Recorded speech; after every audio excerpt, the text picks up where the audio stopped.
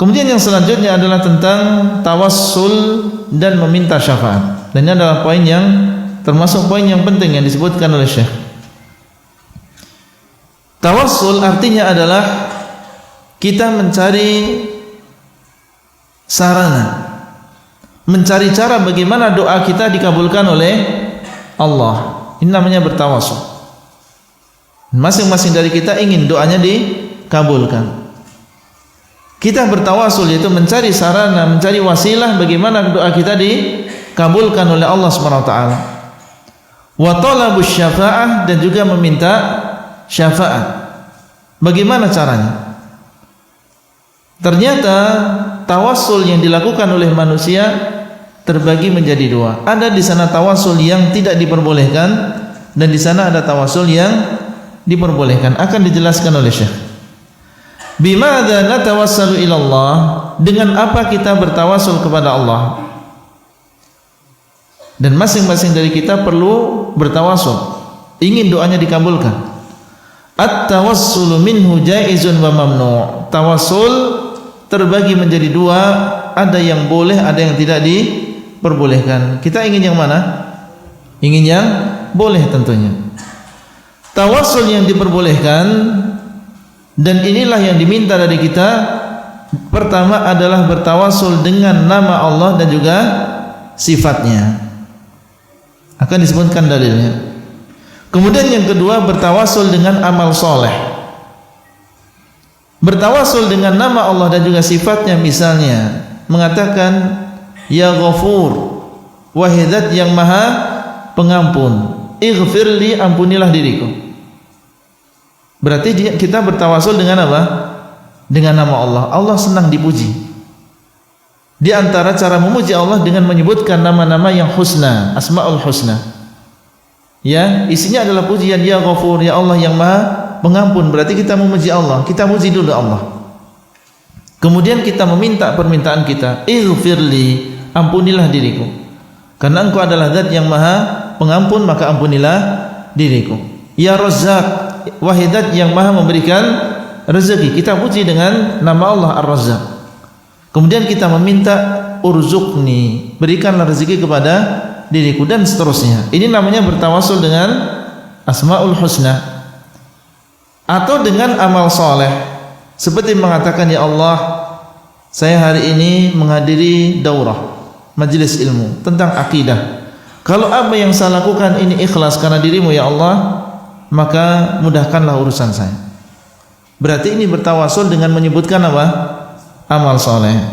Syekh mengatakan, qala Allah Ta'ala, Allah berfirman, walillahil asma'ul husna fad'uhu biha. Allah memiliki nama-nama yang husna, maka hendaklah kalian berdoa dengan nama-nama tersebut. Ya, kita disuruh berdoa kepada Allah dengan menyebutkan apa? Nama Allah yang husna. Berarti memang disyariatkan bertawassul dengan menyebutkan nama Allah. Bagaimana dengan amal soleh? Allah mengatakan, ya ayyuhalladzina amanu taqullaha wabtaghu ilaihil wasilah. Wahai orang-orang yang beriman, bertakwalah kalian kepada Allah dan carilah wasilah kepadanya. Yang dimaksud dengan wasilah adalah al-qurbah, yang artinya adalah kedekatan. Allah mengatakan wabtaghu ilaihil wasilah, carilah wasilah, carilah kedekatan kepada Allah. Artinya kita disuruh mendekat kepada Allah. Makanya Syekh mengatakan ay taqarrabu ilaihi bi ta'atihi wal amali bima yurdih. Hendaklah kalian bertaqarrub kepada Allah dengan mentaatinya dan beramal dengan apa yang membuat ridha Allah. Berarti mencari wasilah maknanya di dalam Al-Quran adalah kita melakukan amal soleh. Bukan yang dipahami oleh sebagian, mencari wasilah maksudnya adalah mencari doanya orang yang sudah meninggal. Kemudian berdalil dengan ayat ini, datang ke kuburan, meminta kepada orang yang dikuburkan supaya dia mendoakan. Bukan ini yang dimaksud dengan wasilah. Ayat yang dia gunakan dalil sahih, tapi dia salah di dalam memahami ayat tadi. Al-wasilah di dalam bahasa Arab adalah qurbah, ketaatan.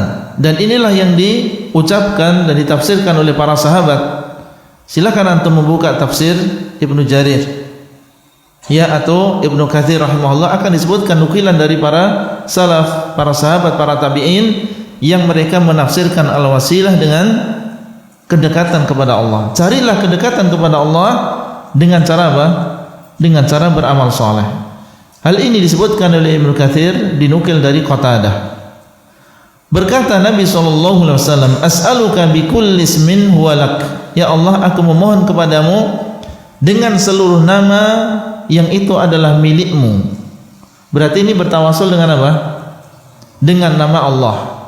Ya Allah, aku memohon kepadamu dengan seluruh nama yang menjadi milikmu, yang aku ketahui maupun yang tidak aku ketahui. Hadis ini sahih, diriwayatkan oleh Imam Ahmad. Dan Nabi SAW bersabda kepada seorang sahabat yang pernah meminta kepada beliau untuk menemani beliau di dalam surga. Jadi sahabat ini meminta kepada Rasul supaya menjadi orang yang menemani Rasulullah di dalam surga. Maka Nabi mengatakan, a'inni ala nafsika bikathrati sujud. Maka tolonglah diriku atasmu dengan cara memperbanyak sujud. Ya, Nabi menyuruh sahabat ini tadi yang berangan-angan ingin menemani Nabi dalam surga, menyuruh dia untuk memperbanyak apa? Sujud. Berarti untuk mendapatkan keinginan tadi dengan cara bertawasul kepada Allah dengan amal saleh. Ini dalilnya. Ai as-shalah wa hiya minal amil saleh. Yang dimaksud dengan memperbanyak sujud adalah salat, dan dia adalah termasuk amal saleh. Hadis ini diriwayatkan oleh Imam Muslim. Kemudian beliau mengatakan boleh bertawasul dengan cinta kita dan cinta Allah kepada Rasul dan juga para walinya. Ya, Syekh mengatakan boleh kita bertawasul kepada Allah dengan menyebutkan cinta kita kepada Rasul. Misalnya begini, ya Allah, dengan kecintaanku kepada Rasulullah, maka kabulkanlah doaku ini. Cinta kepada Rasul termasuk amal soleh atau bukan? Amal soleh. Ya, cinta kepada Rasulullah termasuk amal soleh. Berarti orang yang mengatakan ya Allah, dengan kecintaanku kepada Rasul, berarti dia bertawasul dengan apa? Dengan amal soleh. Boleh. Baik. Boleh enggak mengatakan ya Allah dengan kecintaanmu kepada Rasul? Syekh mengatakan apa? Boleh. Kenapa? Karena kecintaan Allah kepada Rasul ini adalah termasuk sifat Allah Subhanahu wa taala. Dan boleh seseorang bertawasul dengan sifat Allah. Boleh seseorang bertawasul dengan sifat Allah atau dengan nama Allah, boleh. Ya, dan mahabbah Allah, kecintaan Allah kepada Rasul adalah termasuk sifat Allah Azza wa Jalla, sifat fi'liyah. Wal awliya, demikian pula kecintaan Allah kepada para wali-walinya. Wa ka qissati ashabil ghar alladzina tawassalu bi a'malihim as-salihah fa farrajallahu anhum. Dalilnya diantaranya adalah kisah 3 orang laki-laki yang mereka terjebak di dalam gua. Masuk ke dalam gua menginap, qaddarallah ada batu yang besar yang menutupi gua tersebut. Enggak ada manusia di luar. Teriak pun mereka tidak akan ada manfaatnya. Tidak ada yang menolong mereka kecuali siapa? Kecuali Allah. Akhirnya masing-masing berdoa kepada Allah, menyebutkan amal solehnya. Satu di antaranya menyebutkan tentang birrul walidain, baktinya dia kepada kedua orang tuanya. Yang kedua, dia menyebutkan bahwasanya dia pernah meninggalkan perzinaan karena takut kepada Allah, padahal sudah hampir. Kemudian yang ketiga, dia menyebutkan amanahnya. Pernah ada seorang pekerja, dia meninggalkan ya pekerjaannya sementara dia belum mendapatkan gaji. Akhirnya disimpan gajinya ini, bahkan dikembangkan.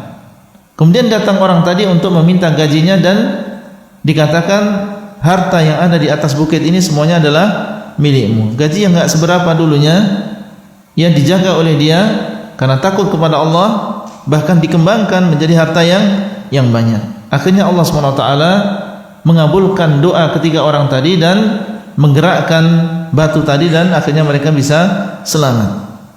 Menunjukkan tentang bolehnya bertawasul kepada Allah dengan menyebutkan apa? Amal soleh. Kemudian setelah itu beliau menyebutkan tawasul yang tidak diperbolehkan, dan dia adalah dengan cara berdoa kepada orang yang meninggal. Sebagian orang ingin supaya doanya dikabulkan oleh Allah, mencari kuburan orang yang soleh. Orang yang soleh katanya dia sudah sampai derajat yang tinggi, sementara saya adalah orang yang banyak maksiat. Kalau beliau berdoa maka beliaunya dikabulkan doanya. Kalau saya yang berdoa maka enggak dikabulkan doa saya. Maka saya mendatangi orang yang soleh yang sudah meninggal dengan harapan doanya lebih mustajab. Kemudian datang dan mengatakan, ya wali, tolong doakan, semoga cepat dapat jodoh. Ya wali, tolong doakan, semoga dimudahkan ujian. Ini namanya berdoa, ya bertawasul dengan doa orang yang meninggal dan meminta hajat dari mereka, sebagaimana yang terjadi di zaman sekarang, kata Syekh. Wa huwa syirkun akbar, yang demikian adalah termasuk syirik yang besar. Tawasul yang demikian enggak boleh. Ya, kenapa? Karena Allah mengatakan la tad'u min dunillah ma la yanfa'uka wa la yadhurruk fa in fa'alta fa innaka idzan minadh dhalimin. Dan janganlah engkau berdoa kepada selain Allah, mengatakan ya wali, ini berdoa kepada selain Allah yang tidak memberikan manfaat kepadamu dan tidak memberikan mudarat. Seandainya engkau melakukan maka engkau termasuk orang yang zalim, yaitu orang yang musyrik. Baik. Berarti ini boleh atau tidak? Tidak boleh. Jadi kita bukan mengingkari tawasul secara keseluruhan, karena sebagian memahami ya kita mengingkari tawasul. Kita katakan tawasul ada yang boleh, ada yang tidak. Yang boleh itu yang kita lakukan, yang sesuai dengan dalil. Adapun syirik, tawasul yang syirik, maka tidak kita lakukan. Bukan doa yang mustajab yang didapatkan, justru mendapatkan dosa yang besar. Taib. Di sana ada orang yang bertawasul dengan jahur Rasul, dengan kedudukan Nabi di hadapan Allah. Seperti mengatakan, ya Allah, dengan kedudukan nabimu maka kabulkanlah doaku. Berarti ini bertawasul dengan jahur Rasul, dengan kedudukan Rasulullah di hadapan Allah Azza wa Jalla. Ka qauli ya Rabbi bijahi Muhammadin ishfini. Ya Allah, dengan kedudukan Nabi Muhammad maka sembuhkanlah aku. Baik, Syekh mengatakan fahadha bid'atun. Orang yang demikian berarti melakukan apa? Bid'ah. Kenapa tidak sampai syirik? Karena dia berdoanya kepada siapa tadi? Kepada Allah. Dia mengatakan ya Rabbi, ya Allah. Tapi kalau tadi yang tawasul dengan orang yang meninggal, dia mengatakan ya wali, ud'uli, wahai wali, doakan untuk diriku. Ya Syekh, memanggil kepada Syekh yang sudah meninggal, doakan untuk diriku. Berarti dia memanggilnya, berdoanya kepada orang yang meninggal. Tapi kalau yang ini, jenis ini, enggak. Dia berdoanya kepada Allah, mengatakan ya Allah, tetapi menyebutkan jahu ar-Rasul. Maka Syekh tidak mengatakan ini syirik, tetapi apa? Bid'ah. Kenapa? Lianna sahabata lam yaf'alu. Karena para sahabat dulu, dan kita tahu bagaimana kecintaan para sahabat kepada Rasulullah SAW, dan mereka tahu tentang kedudukan Rasulullah di hadapan Allah. Tidak ada di antara mereka yang mengucapkan ucapan seperti ini, menunjukkan bahwasanya bertawasul dengan jahur Rasul ini tidak disyariatkan, meskipun tidak sampai kepada kesyirikan. Wali anna Umar tawassala bil Abbas hayyan bidu'aihi. Demikian pula Umar, ketika terjadi kemarau panjang di zaman beliau juga bertawasul. Bertawasulnya dengan apa? Dengan doa Abbas, paman dari Rasulullah SAW. Disebutkan bahwasanya saat itu terjadi kemarau yang panjang, bencana yang besar, banyak ya orang yang kelaparan, dan banyak hewan-hewan yang meninggal, tanaman tidak tumbuh. Keadaan yang parah sekali sehingga banyak terjadi pencurian. Berijtihad Umar, ya orang yang mencuri tidak dipotong tangannya karena saking banyaknya orang yang mencuri dan mereka sangat butuh. Akhirnya apa? Beliau bertawasul. Bertawasul dengan tawasul yang disyariatkan, yaitu bertawasul dengan doanya orang yang soleh yang masih hidup. Beliau saat itu di kota Madinah, dan di kota Madinah ada kuburan siapa? Rasulullah sallallahu alaihi wasallam. Dan orang yang sedang dalam keadaan musibah yang besar, apalagi mencakup ya kepentingan orang banyak, tentunya dia tidak akan main-main di dalam bertawasul. Dia akan mencari tawasul yang paling jitu, yang paling mujarab. Apa yang dilakukan oleh Umar? Mengumpulkan penduduk Madinah saat itu, kemudian meminta Abbas untuk apa? Berdoa. Dia mengatakan, Allahumma inna kunna natawassalu ilaika bi nabiyyina fatasqina wa inna natawassalu ilaika bi ammi nabiyyina fasqina. Ya Allah, kami dahulu meminta atau bertawasul kepadamu dengan doa nabimu, kemudian engkau memberikan hujan kepada kami dulu ketika beliau masih hidup, dan sekarang kami bertawasul kepadamu dengan paman nabimu yaitu Abbas, maka ya Allah berikanlah hujan kepada kami. Kemudian Umar mengatakan kepada Abbas, ya Abbas, qum fad'u lana, wahai Abbas berdirilah dan doakanlah untuk kami semuanya. Akhirnya Abbas berdiri dan berdoa, kemudian mereka diberikan hujan oleh Allah SWT. Lihat, Umar bin Khattab tidak datang ke kuburan siapa? Rasulullah SAW. Padahal sangat dekat sekali dengan kuburan Rasul. Tidak mengatakan, ya Nabi, ud'u lana bil ghaith, bil matar, doakanlah untuk kami supaya kami diturunkan hujan.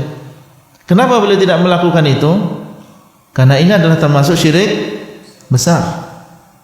Kenapa beliau tidak mengatakan, ya Allah bijahir Rasul, ya amtir alaina aghithna, ya Allah dengan keutamaan nabimu, kedudukan beliau di sisimu, maka berikanlah hujan kepada kami. Ini juga tidak diucapkan oleh Umar bin Khattab karena tidak disyariatkan. Tetapi yang beliau lakukan adalah minta doa orang yang masih hidup, orang yang soleh yang masih hidup. Ini enggak masalah. Sebagaimana ini dilakukan oleh anak-anaknya Yaqub. Mereka mengatakan, ya abana istaghfir lana dzunubana inna kunna khati'in. Wahai bapak kami, mohonkanlah ampun untuk kami, sesungguhnya kami adalah orang-orang yang berdosa, bersalah. Ya, maka kalau bertawasul dengan doa orang yang masih hidup tidak masalah. Ya, tapi kalau bertawasul dengan doa orang yang sudah meninggal, maka ini ya sampai derajat kesyirikan. Walam yatawassal bir rasul ba'da mautihi, dan Umar tidak bertawasul dengan Rasul setelah meninggalnya. Wa hadza tawassul qad yuaddi li syirk. Syirik dengan kedudukan Rasulullah meskipun dia bukan syirik.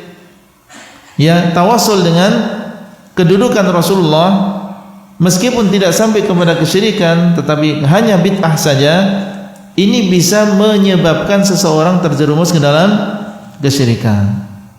Ya, jadi awalnya bertawasul dengan kedudukan Rasul, lama kelamaan bertawasul dengan meminta kepada Rasulullah sallallahu alaihi wasallam.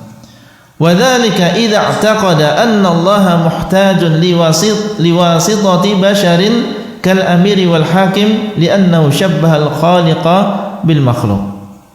Bisa sampai kepada kesyirikan di antaranya apabila dia meyakini bahwasanya Allah butuh dengan perantara manusia, sebagaimana butuhnya seorang penguasa kepada menterinya atau ajudannya.